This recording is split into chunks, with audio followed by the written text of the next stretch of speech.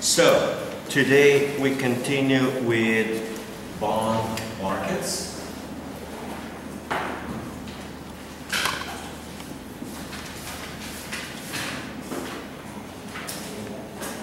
This is chapter 6, and now we continue with section 2, which is municipal bonds.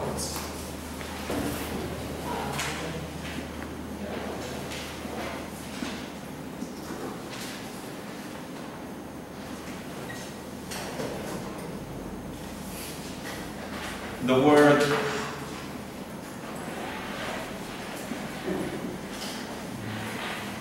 municipal means of local government. Examples of local government will be state, city, or bigger county, or it could be even in the United States and some other countries, school district.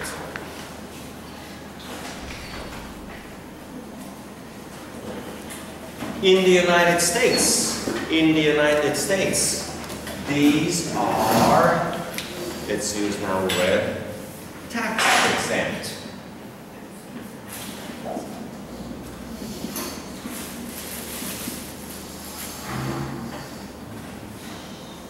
Exempt, for example, maybe you from coming to the midterm. This means that if you're exempt, you don't have to come. If you're exempt, you satisfy the requirements, or you don't need to satisfy the requirements. So exempt, in this particular case, tax exempt means you don't have to pay taxes on, so investors, these are not taxable income. Tax exempt would mean that interest income is not taxable.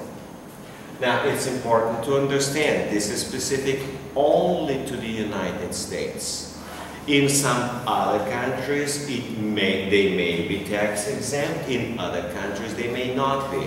This is particular to the United States financial system. So, for each country you operate in, you need to understand what income is taxable and what income is tax exempt. For every single country it will be different. Now, in my home country, this type of income is not taxable at all, but that's a different country. So, from tax exemption means that the interest rate is lower and could possibly be even lower than the treasury's, because treasury's income will be taxable, and for these they will not be taxable. In other words, when investors invest in securities, in any securities, investors always calculate the after-tax return. After-tax return.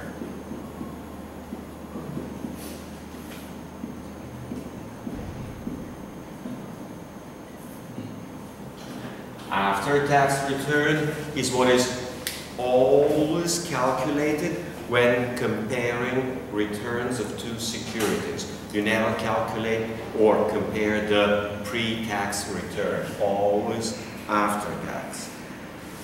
Okay. Next one, the type of bonds. There are two types. One is known as general obligation.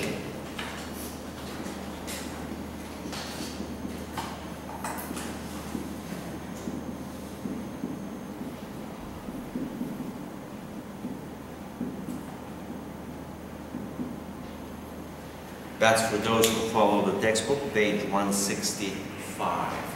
General obligation bonds are backed by the full faith and credit of the local government, whether it's state or whatever that might be.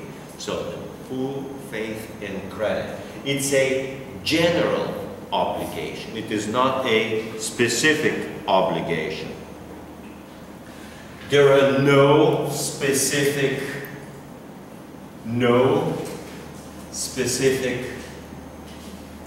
collateral.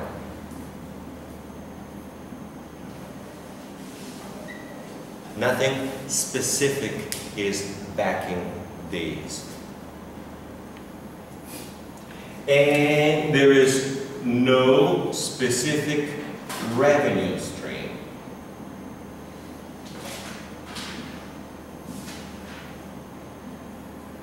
There is no specific revenue stream.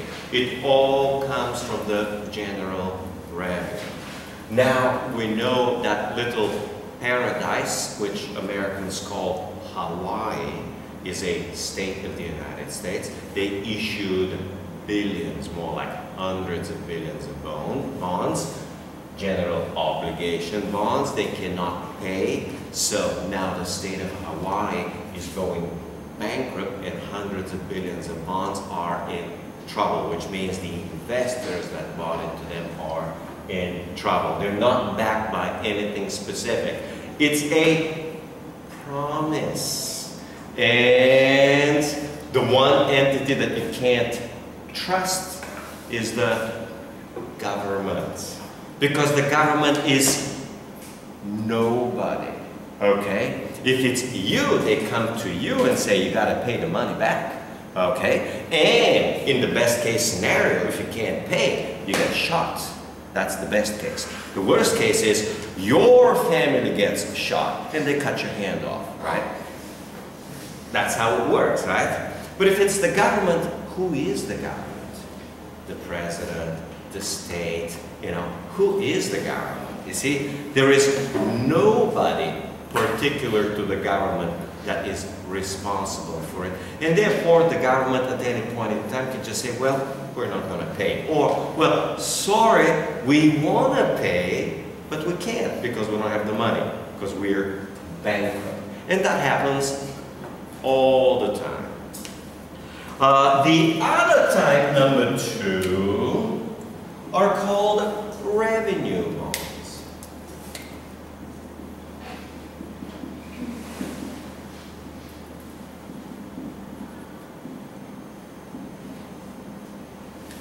Revenue bonds are bonds which are issued again by a local, we say municipal bonds, backed by a particular asset and its revenue stream. So the government will build a bridge and everybody who passes the bridge, they charge $1, okay? And that revenue of $1, $1 for thousands of people who cross the bridge will represent the backing of the bonds. Now, it may be that it's only the revenue which will back the bonds. So, whatever the revenue comes in, it will service the bonds.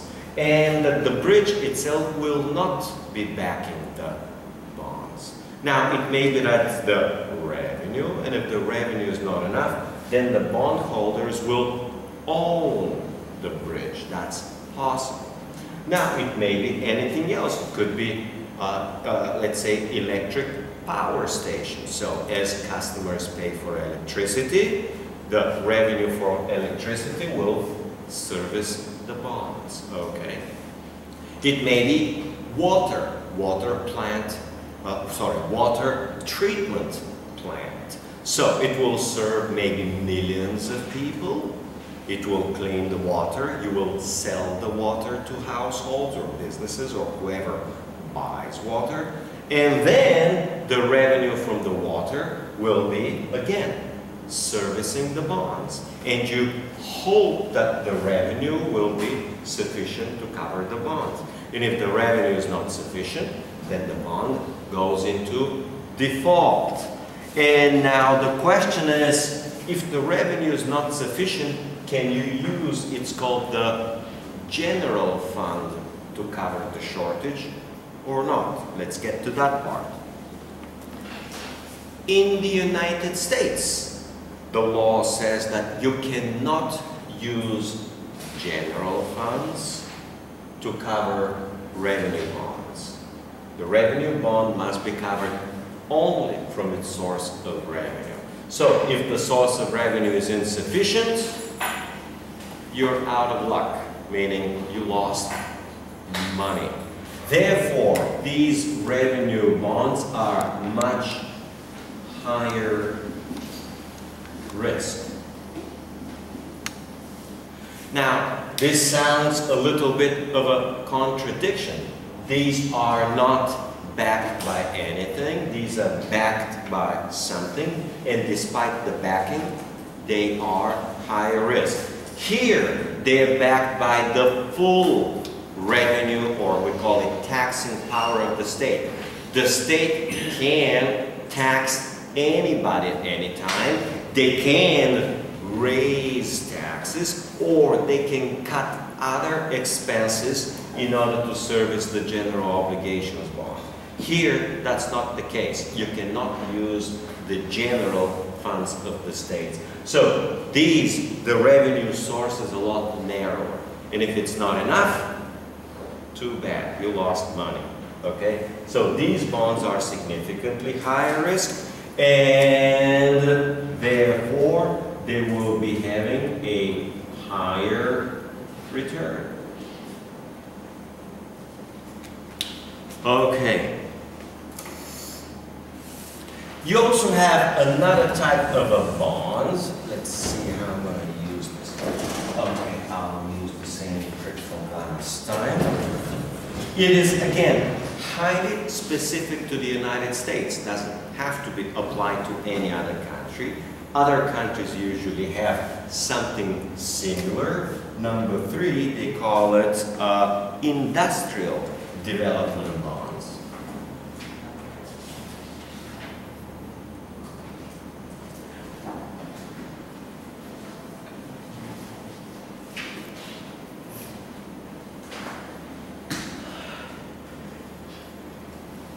An industrial development bond is issued by the government on behalf or for the benefit of a corporation.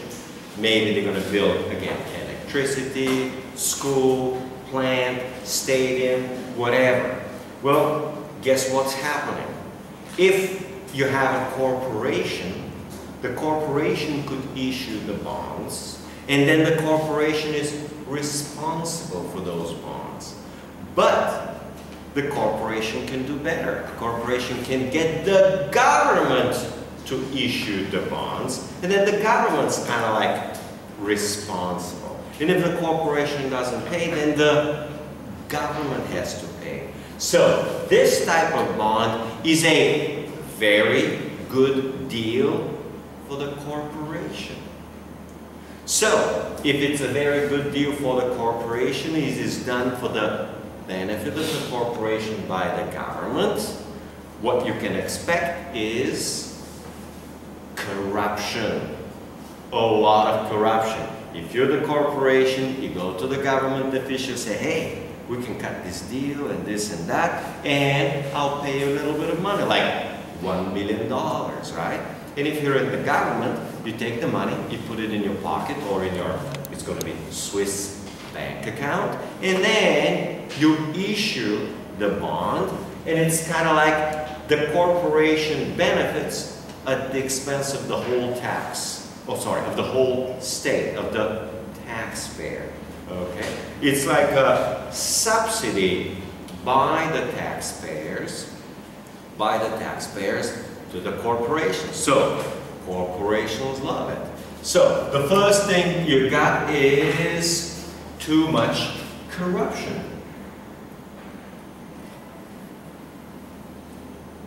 And with corruption, we call it abuses. Now, everybody gets the government to issue these. So, these get over time over-issued. The government assumes too many obligations that they can't all support, okay? And everything becomes a giant hope that things will work out.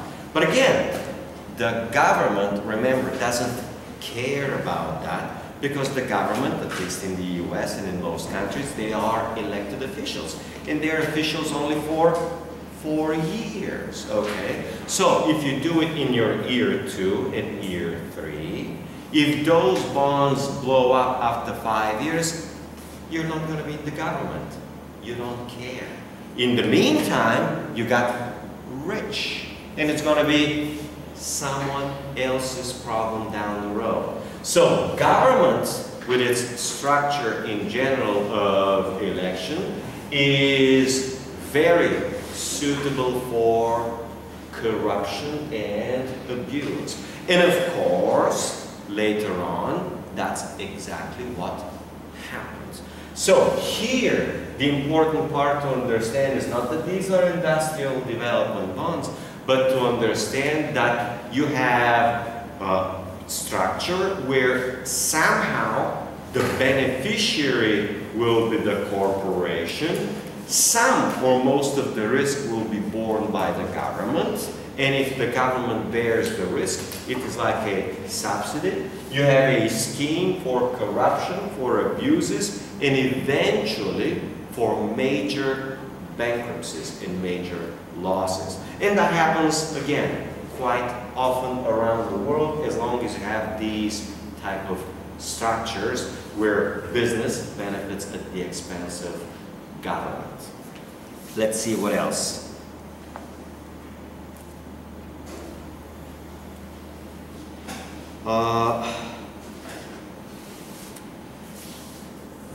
Let's try to do this. Now we get, unfortunately, it's a little bit trickier, into the concept of investment banking.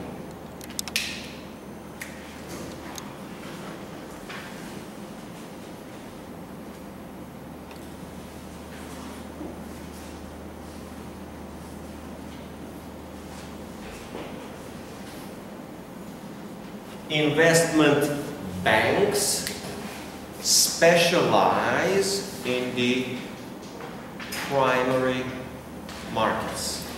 So the definition of investment bank is that it is a financial institution which specializes, no, it's not there, it's on page 167. 167. Investment banking in the primary markets. For those who passed successfully the quiz, you remember the primary market is a financial market where securities are issued. So this means securities are issued and capital is raised, or fundraising, capital raised. So the main function of investment banks is to raise capital. So here investment banks do two main things. One is issue stocks. Now, the investment bank doesn't issue the stocks. The issuer is the corporation. The investment bank is the intermediary. It's the financial institution that helps the corporation to issue stocks. And the second biggest one is to issue bonds. Again, the investment bank is not the issuer. The investment bank helps somebody to issue bonds. They can help the government, they can help the municipality, the state, okay, or they can help the corporation. So we are concerned here with how investment banks, in this particular case, help issue bonds. And there are two methods to do it. Again, I'm at page 167. Firm commitment.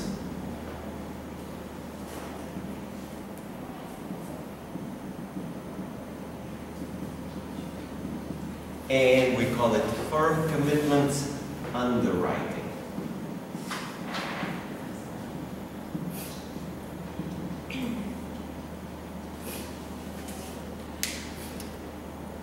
Underwriting is the general process where the investment bank will assume the responsibility for the benefit of the corporation or of the government to issue the stocks. And now we get to firm commitment. Firm commitment means that the investment bank will guarantee the price at which the security will be sold. So the investment bank will say, if it's selling stocks, you say, we guarantee the price of $20 per share, no matter what. It may be sold at 25 on the market, may be sold at 17, it may be sold at 7, no matter what. With a firm commitment, they guarantee the price and they guarantee the quantity. So, if there is an issue, meaning when there is a brand new issue of security, the investment bank takes the risk. The investment bank assumes the risk.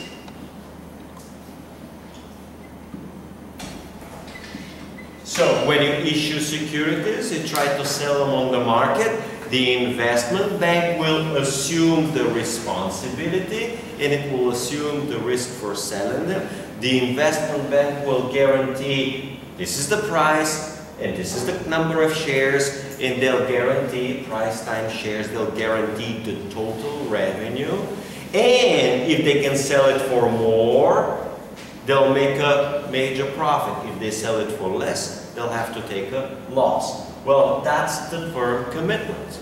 And the government, meaning the central government, before part number 1, the treasuries, will be almost always sold under firm commitment. Because the investment bank assumes, but not a very big risk. Now, if the municipality, the local government is solid, stable, and it will be easy for the investment bank to sell the securities, then the investment bank will use a firm commitment. They will guarantee to the government and to the local government, the state, the municipality. They will guarantee, they'll assume the risk, but they'll assume the risk when the risk is relatively small. Okay, and that's the one. And the other one, okay, well, let's do something else over here. The firm commitment underwriting could be, in turn, negotiated.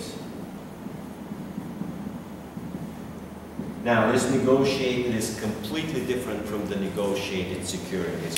Here, the government will call the investment bank, and if you're the investment bank, I call and say, look, I want to issue $10 million of bonds, okay?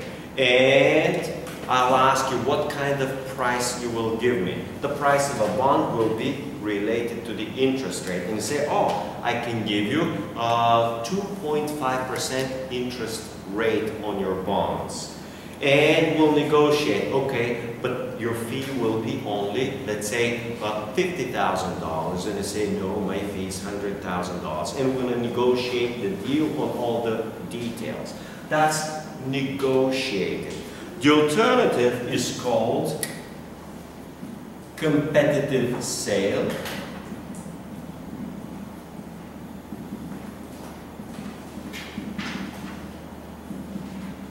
Or competitive bid. Now, these two refer to how the issuer will choose the investment bank. So now I call you and say, oh, I'll give you 2.5%. Next thing, I'm calling you, right? And you're going to give me 2.4%, okay? And I'll call you back and say, sorry, she gave me 2.4, and your 2.5 is no good, okay? And then you say, oh, if that's the case, I'll do 2.35, better than her, okay? And then I call her and says, oh, I'll give you 2.30. So what I'll do is I'll basically, in a competitive sale or bid, I'll contact maybe 5 investment banks, maybe 10 investment banks, get a bid from each one of them about the terms and conditions. Maybe I'll choose the best deal. Maybe I'll tell the other guys, hey, this particular bank has given me this best deal. Can anyone do better? In other words, you try to get investment bankers to compete against each other for better interest rates and for lower fees. We call it for the better conditions. So this is on the firm commitment. Okay, well, let's do a little bit more. Now, the investment bank, in turn, let's do some more investment banking, can form a syndicate.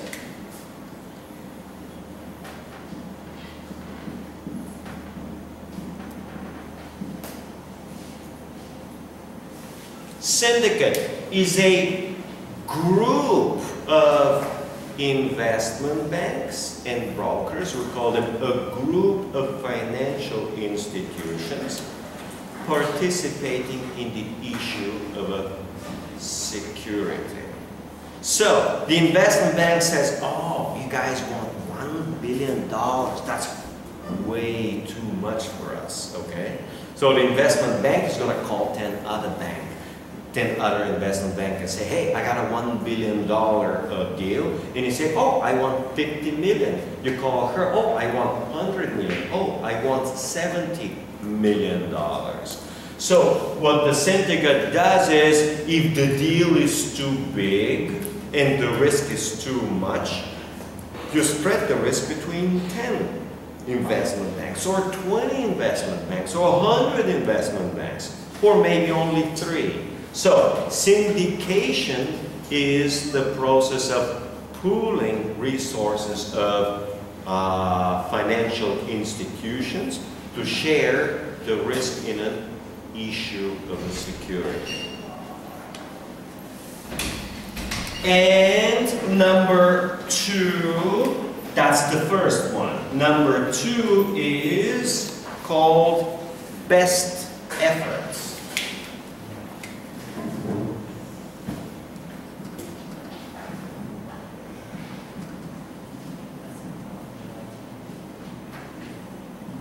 Best efforts underwriting.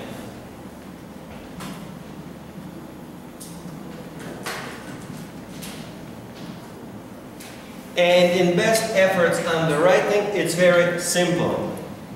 The investment bank does not guarantee the price, does not guarantee the quantity. The investment bank will sell as many as it could at whatever price the market will bear.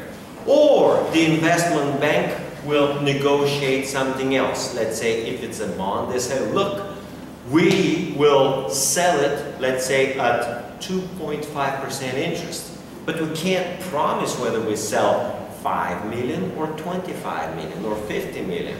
We'll sell as many as we can. So the investment bank may agree that there will be a certain interest rate, and they'll sell as many as they can. They say, look, maybe if there are no buyers, we can't sell anything. And the issuer will sell, that's okay. Or the opposite, the issuer will say the opposite. Look, we need to raise 10 million, we need $10 million. Sell them at whatever interest rate. And the investment bank says, look, it may be 2.5, but it may be 2.7, it may be 2.9. We don't know how the market will respond. And the investment bank will send to mutual funds, hedge funds, whoever wants to be buying bonds, okay? And they'll determine that the market interest rate will be, let's say, 3.1. And they say, look, we sold your bonds at 3.1. And usually the issuer will say, okay, finalize the price and make the sale. So in best efforts, the bank does not guarantee the price or does not guarantee the quantity.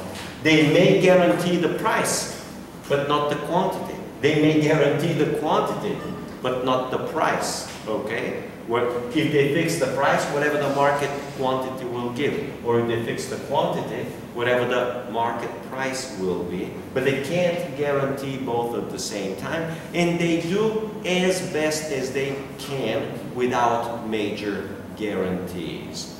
And they'll be working on a commission. The investment bank acts as a salesman.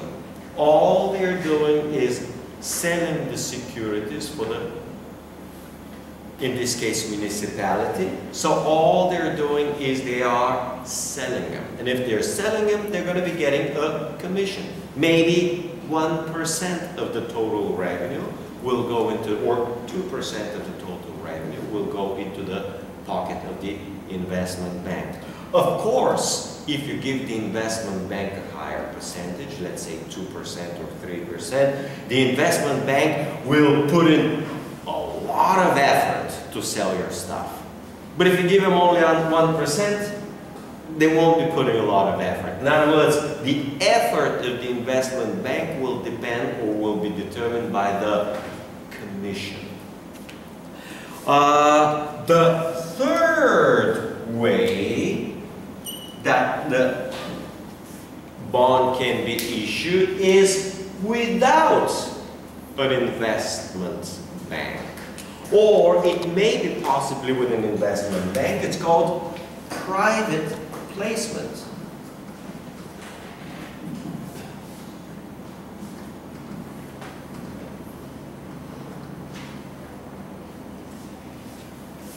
Private is opposed to public. Public means to anybody. Anybody can buy, and it is for the general public. In a private sale and a private placement, meaning placement of the issue, placement of the securities, only private buyers are allowed. The difference is registration. If it's public, you must register, and you must satisfy a large number of requirements which the law says what that public securities must satisfy the following list of requirements. If it's private, you don't have to satisfy all of these requirements. So what does private mean? It means that you're going to sell to other institutional investors. These other institutional investors will be mutual funds, pension funds, hedge funds, other banks, anyone who is a large institutional investor who can evaluate professionally the risk of the bond. Here, in a public sale, the public is protected with a large number of requirements. But public sales makes securities more expensive. The process is very expensive. And therefore, the return for the public is lower. In a private sale, it could be done quicker and cheaper and better for the investors, okay? And the issuer too, at a lower cost. So private placements have the advantage of being quicker and cheaper, but you're limited only to institutional investors. So the two categories are institutional and the second category is large investors. And large investors, you can think of millionaires. there is a strict definition which says a large investor is an investor who has a wealth or assets, investable assets of more than, let's say, $1 million, or annual income of more than $250,000. So these large investors, they're supposed to be smart, they're supposed to be sophisticated. Okay, let's get the other toy here too. Okay. And they're supposed to be large, they're supposed to be sophisticated, they're supposed to be, able to take losses. All right, let's see what else we got.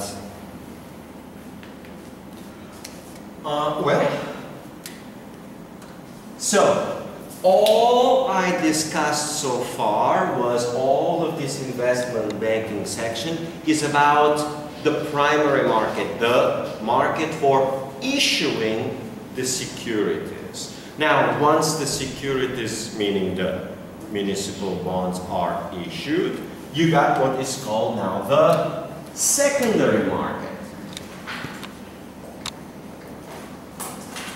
Secondary market. The main participants, or let's call them the main intermediaries in the secondary market, will be investment banks and possibly brokers. They'll be the main. The main characteristic for municipal bonds is that the market is thin.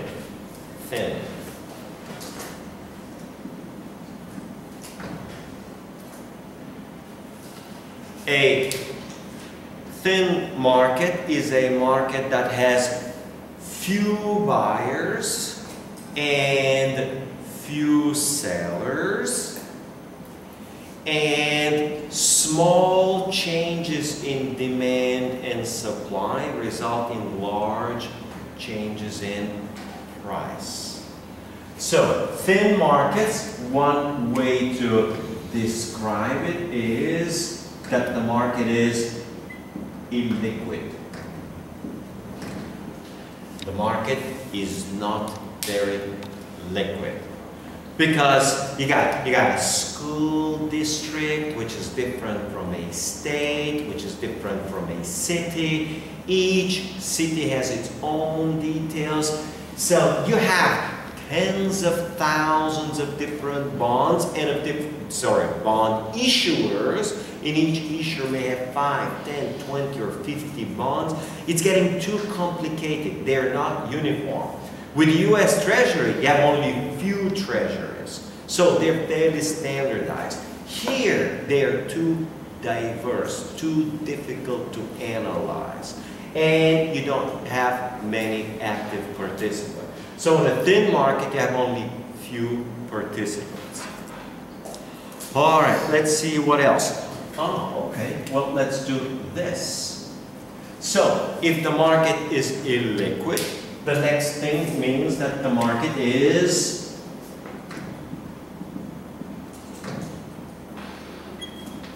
volatile. From financial management, you should have studied that volatility is the change of price. How much the price varies, okay?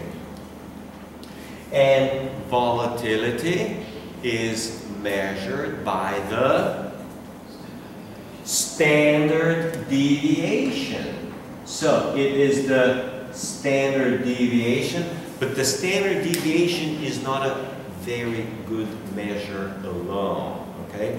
Because the standard deviation may be $2, but $2 on a $20 stock is one, on a $100 stock is very different. So you need to take the standard deviation and you need to divide it by the mean to normalize it. Okay. So you need to have something like a coefficient of variation. So you'll actually say, oh, the standard deviation is $2 on $20 price, means 10%. But $2 on a $100 price will mean 2%. So you want to measure volatility in percentages, not in dollars. So you need to take the standard deviation and normalize it by the mean. So that's part of the volatility. So these are relatively more volatile. So now you got two things going on. First, these municipal bonds have a higher default risk. So this means they got a higher default risk. This is the risk that they will not pay. But they also have a higher price risk. The price goes up and the price goes down, okay? So, the price, or we can also call it volatility risk. Volatility risk. So, there is risk of default, there is risk of higher volatility, and part of the volatility, but not necessarily completely different, is liquidity risk.